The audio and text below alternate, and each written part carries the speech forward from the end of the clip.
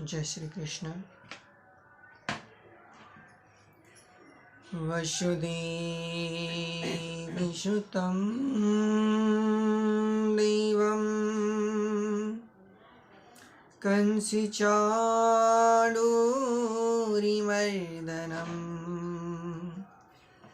देवकी परिमानन्दम्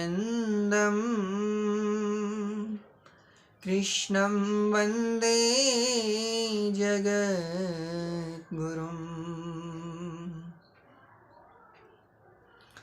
राम कथा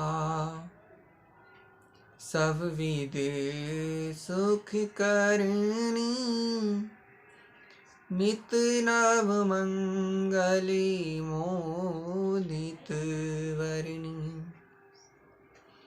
सभी को मेरा प्यार भरा जय श्री कृष्ण। राधे राधे।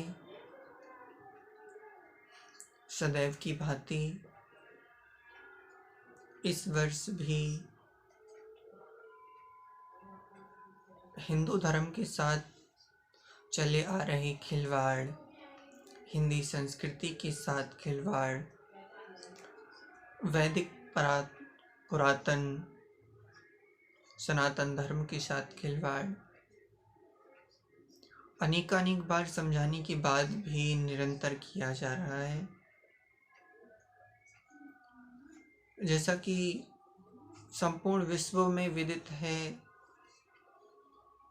कि कल 1 जनवरी, जो कि हिंदू धर्म के दिन नहीं है, अपितु अंग्रेजों की कूटनीति, एक बहुत ही गहरा षड्यंत्र जो कि हमारे भारतवासियों के साथ रचा गया कि 1 तारीख को 1 जनवरी को नववर्ष मनाया जाए। इसी उद्देश्य को लेकर, इसी विचारधारा को लेकर आज पुनः एक बार आप सभी के बीच में जितनी भी श्रोतागण YouTube चैनल के माध्यम से जुड़े हुए हैं, इंस्टाग्राम फेसबुक के माध्यम से जुड़े हुए हैं, एवं जहाँ तक भी हिंदू धर्म की पताका को लहराने वाले सनातनी रहते हैं, उन सभी के मध्यस्थ अपने धर्म को कैसे जाना जाए, कैसे उससे निभाया जाए और कैसे उसे परंपरागत मनाया जाए, इन सभी बातों को लेकर उपस्थित हैं। नववर्ष भैया, नववर्ष का एक अर्थ होता है कि नया वर्ष, जहाँ सब कुछ नया हो। परंतु यदि विचार किया जाए तो क्या 1 जनवरी को सब कुछ नया होता है? नया मानी संसार में परिवर्तन आ जाए, प्रकृति में परिवर्तन आ जाए, जीवन में परिवर्तन आए, ऋतु काल सब में परिवर्तन आ जाए, तब तो इसे नववर्ष कहा जा सकता है। परंतु 1 जनवरी को परिवर्तन नहीं आता, अपितु विपत्ति आनी प्रारंभ हो जाती है। घोर शीतकालीन समय होता है, व्यक्ति ना काम कर सकता है, ना काज कर सकता है। बच्चे भी प्राय घरों में होते हैं, कार्य करने वाली माता बहनें भी सर्दी से अपने आप को द्रवीभूत कर पाती हैं। तो इसमें कुछ भी ऐसा देखने को नहीं मिलता जो कि ये नववर्ष कहलाया जा सके। ये तो केवल अंग्रेजी मान्यता के अनुसार हमने आपने मनाना प्रारंभ किया। वस्तुतः नववर्ष हम सबका चैत्र प्रतिपदा से प्रारंभ होता है,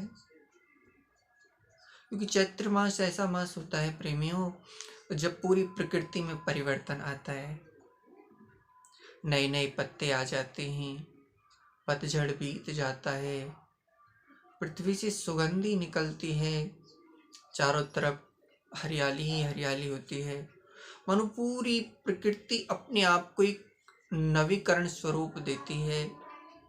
और उसी समय हम लोगों का संवत्सर बदलता है, हम लोगों का पत्रा बदलता है, हम लोगों की तिथि बदलती हैं, उसे नववर्ष कहा जाता है। हिंदू परंपरा को समझें, जानें, क्योंकि ये परंपरा सभी को देती है। ये प्राचीन है, इससे पुरातन कोई भी परंपरा नहीं है। इसीलिए नववर्ष केवल और केवल चैत्र प्रतिपदा से ही मनाएं, उससे पूर्व कोई भी ना मनाए। अंग्रेजी नववर्ष कहकर आप इसे संबोधित करें, इसमें कोई दोष नहीं है, करना चाहिए, क्योंकि व्यवहार जगत में रहते हुए जगत के व्यवहार को तो निभाना ही होगा। परंतु आप हिंदू हो, संसार हमसे सीखता है, हमसे कुछ ना कुछ ग्रहण करता है। इसलिए नववर्ष वास्तविक रूप से चैत्र मास से ही प्रारंभ होता है, जब पूरी पृथ्वी अपने आप को एक नवीनतम स्वरूप देती हैं, बादल सफ़ेद हो जाते हैं, प्रकृति के वृक्ष नवीनतम पत्तों को जन्म देते हैं, चारों तरफ फूल होते हैं। उस रम्य वातावरण में ना तो ज़्यादा सर्दी होती है, ना ज़्यादा गर्मी ही होती है। सभी व्यक्ति अपने सभी कार्यों को बड़े ही प्रेम से मना लेते हैं। इसलिए आप सभी को केवल और केवल अंग्रेजी नववर्ष की हार्दिक शुभकामनाएं। वस्तुतः अपने नववर्ष को बड़े ही धूमधाम से चैत्र प्रतिपदा से मनाएं, उससे पूर्व इसे नववर्ष के रूप में ना मनाएं। त्योहार तो हमारे देश में प्रत्येक दिन ही, प्रत्येक प्रांत में अलग अलग भाषाएं हैं, अलग अलग त्योहार हैं। राजस्थान के अलग होते हैं, गुजरात के अलग होते हैं और हमारी यूपी के अलग होते हैं। तो कहा जा सकता है कि हिंदू धर्म में 365 दिन ही उत्सव हैं, त्योहार हैं। कहीं कुछ प्रमुख हैं, कहीं कुछ प्रमुख हैं, तो इसे उत्सव के रूप में आप मनाएं, कोई आपत्ति नहीं है। परंतु रात्रि को 12-12 बजे तक जगना, 12 बजे जगने के बाद बड़ी बड़ी बियरों की बोतलों को खोलना, सड़कों पर खड़े होकर सेलिब्रेट करना, फिर ये शोर मचाना कि हैप्पी न्यू ईयर, ये नववर्ष नहीं है भैया। नववर्ष को जाने, नव वही होता है जिसमें जीवन में भक्ति का संचार हो। प्रतिपदा से नवरात्र प्रारंभ हो जाते हैं, तो प्राय मदिरा का पान करने वाले, मांस का सेवन करने वाले व्यक्तियों को भी लोग डांट देते हैं, धमका देते हैं कि भैया नवरात्रि चल रहे हैं, अब प्याज लहसुन का परिवर्तन कर दो। इसीलिए उस समय व्यक्ति ना चाहते हुए भी अपने जीवन में परिवर्तन ले आता है भैया। इसलिए नववर्ष उसी को कहा जाता है। अपने नववर्ष को जाने और मनाएं। इसी के साथ आप सभी को मेरा प्यार भरा जय श्री कृष्ण। सर्वे भवन्तु सुखिनः, सर्वे सन्तु निरामया, सर्वे भद्राणि पश्यन्तु मा कश्चित् दुःखभाग् भवेत्। जय जय श्री राधे श्याम। जय श्री कृष्ण।